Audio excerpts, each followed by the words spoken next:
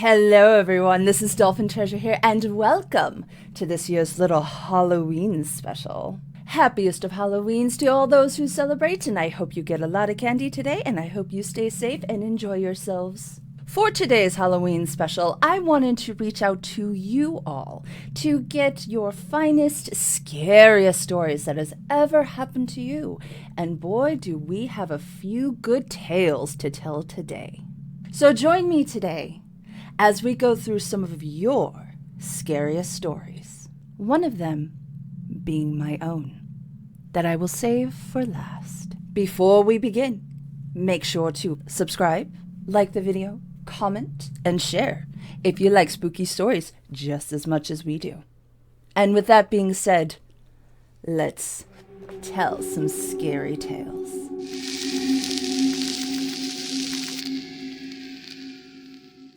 Our first spooky tale, it is called The Hallway Man by Night Shadow 1123. It all started in March of 2014.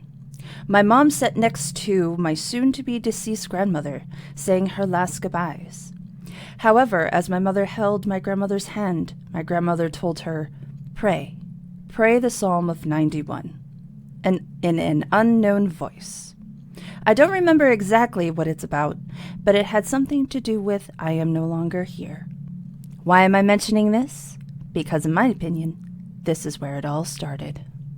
The paranormal activities that happened to my family in general, with the addition of my mom's father passing away in 2017, is what I feel took the most opportunities for this experience to happen.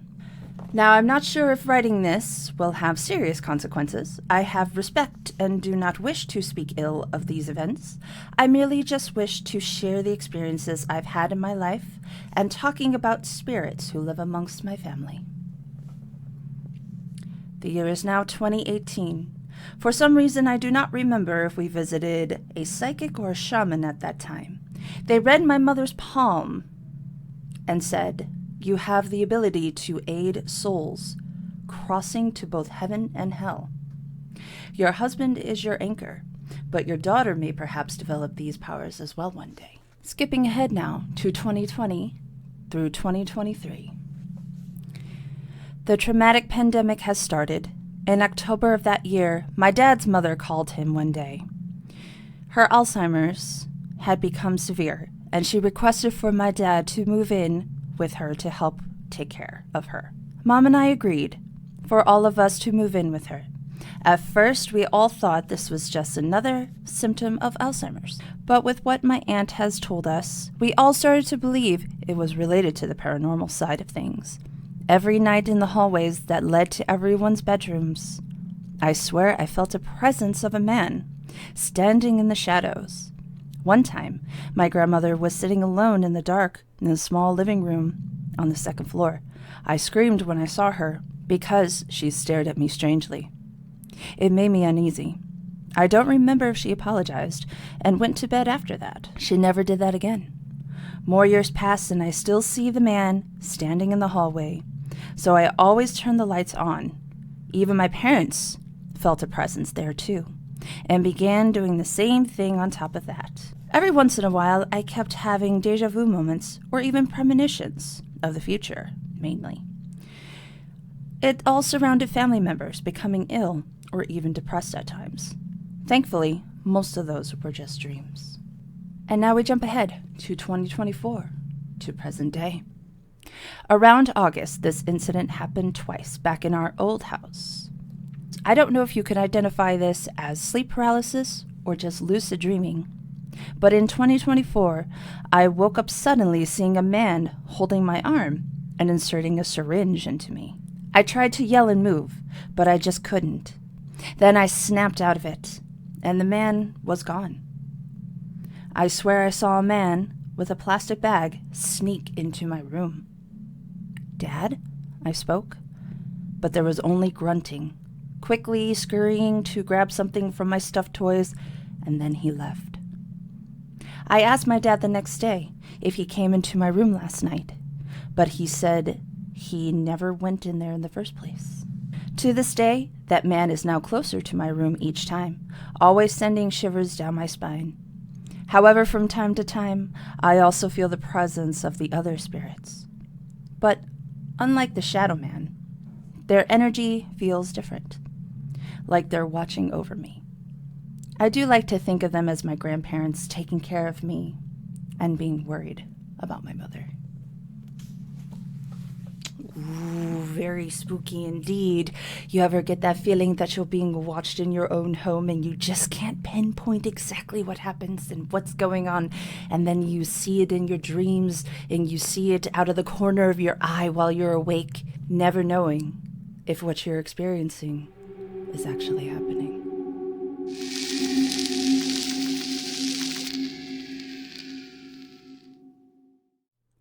A Character Haunting by Amoxie Dreams.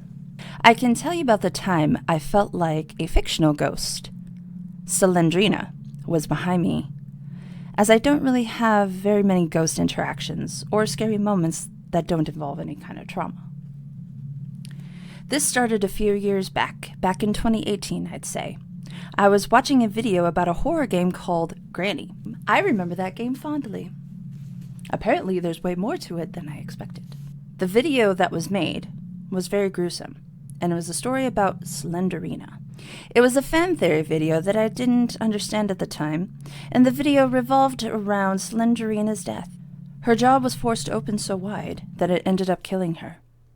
After that day, any time I exercised in my room, I sometimes see her behind me, or I'll see her child crawling on the ground towards me with a broken neck. It scares me so much that I stop exercising to process what happened and what I saw. I've been fairly paranoid about her ever since. Oh, my dear. I can relate because when I was younger, I thought a fictional character was out to get me. If any of you are familiar with Freddy Krueger. Yes, the Freddy Krueger. Oh, he scared the daylights out of me when I was a child. And I thought I saw him in my room everywhere in the dark, and it scared me so much I couldn't even say his name for many years. But now I've come to appreciate the movies for what they are, and I've met the actor who plays Freddy, and he is the nicest person on the planet. So I completely understand where you're coming from. But just know, my dear, that they are just fictional characters. Or are they?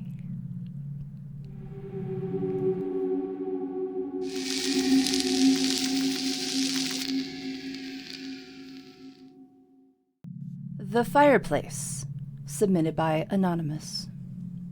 I was told that my grandmother's house was haunted. In fact, they even gave this supposed ghost a name. I didn't believe in this stuff until this one frightening night. The house has a fireplace in the back sitting room, with a large stone base big enough for people to sit on. I was sitting on it along with my wife. My grandparents and my mother sat opposite of us on the couch. This took place many years ago, so conversation is iffy in my memory. But we were all just chatting, enjoying each other's company, when suddenly a loud crash came from behind my wife and me. The crash was so forceful, we were jolted forward from our spots, as if a car had struck the house. Fearing the worst, we all headed outside, rushing to the scene, and found nothing. The house was perfectly intact, no damage, no evidence of a car crash, or anything of the sort. I was confused and shaken to my core. We looked for anything that could indicate a crash. Debris, tracks, turned up dirt, anything. But no such luck. My aunt did some research on the area of the house and made a sad discovery. Years before this was built up, there was a story of a runaway carriage that had crashed into the ditch in a tree around the yard where the fireplace is now located. Some people had perished in the crash. It's only happened that one time, from my understanding, and from then on, I became a believer of the paranormal and never sat by the fireplace again. Wow, that's quite a story. I would become a believer after that as well. But glad everyone is safe. And hopefully, those spirits are laid to rest now.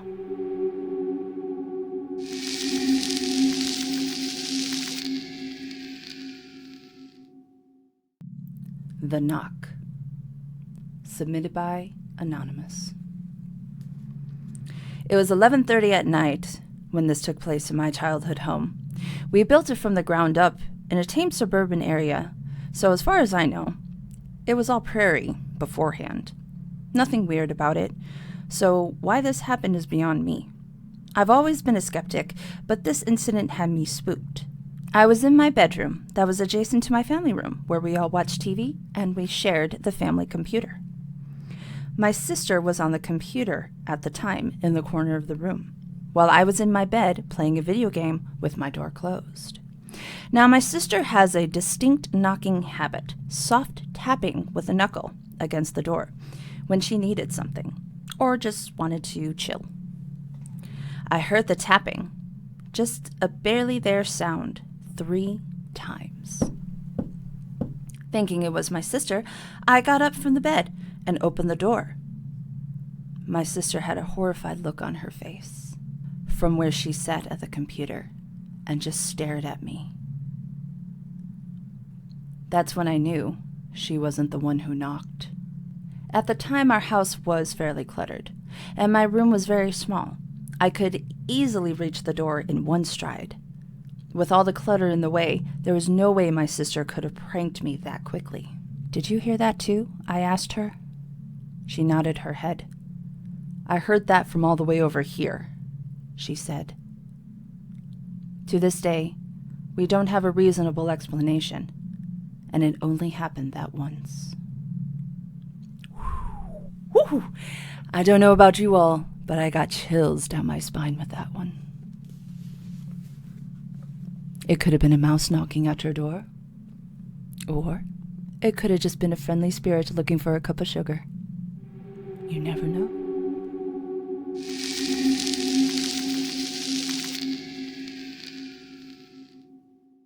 And now, my darlings, the final story of the hour from yours truly. It's called The Dark Room. I was on my college campus, specifically our art building, exploring with 2 of my friends. We went on a paranormal hunt just for the fun of it, and I had brought a tape recorder to capture an EVP, which stands for Electronic Voice Phenomenon. I've seen it in many ghost videos, ghost stories, ghost shows, so I wanted to see if I could pick up anything. Our college had opened up in the late 1800s, and there were a few different ghost stories that floated around. For example, there was a story of a girl who died in a fire from a building that was burned to the ground, which would explain the sidewalk that led to nowhere. The art building is one of the originals built and has 3 floors. A debilitated basement, classrooms on the 1st and 2nd floors, and the art gallery, and a photo darkroom on the top floor. I decided I wanted to explore the dark room, but my friends decided to hang back. It's a small room, so I don't blame them. For context, the dark room is separated from the classroom by a short hallway, 2 doors, one to enter the hallway, and then the other to enter the dark room. The hallway is a decent length, and I entered the hallway closing the door behind me, and then entered the dark room closing the door behind me. I pressed record on the tape recorder and started my line of questions. The one line I remember specifically was, "Are you male or female?" I never heard any of the answers. I just kept asking questions. When I was done, I walked back out to my friends, and we replayed the tape. And I nearly shit myself. Most of my questions were unanswered until the male or female question. My friends and I heard a muffled, full sentence response. The response voice did not match any of us, and even my one skeptical friend was baffled. I was the only one in the darkroom, and I waited a few seconds in between questions so I could get an answer. I certainly got what I was hoping for, and to this day, I have no real good explanation for that vocal response. To say it was weird is an understatement. It was terrifying. So many good stories, my dear viewers. What about you? Do you have any paranormal or spooky stories to share? We would love to hear from you. If you want to leave a comment below, and if you enjoyed this video, you can leave a like while you're down there. And if you want to share these spooky stories with a friend, I won't stop you. Thank you so much for joining me today, my dears. Stay spooky, stay safe, and have a very happy Halloween.